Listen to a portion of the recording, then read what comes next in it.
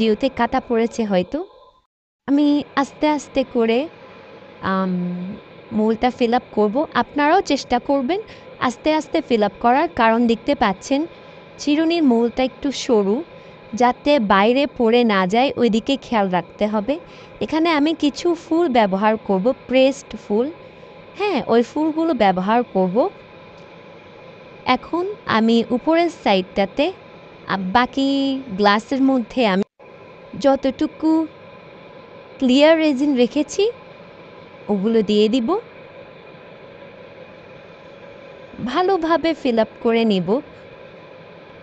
বাকিটা আপনারা প্রসেসে দেখতেই পাচ্ছেন কিভাবে ফিল আপ করছি।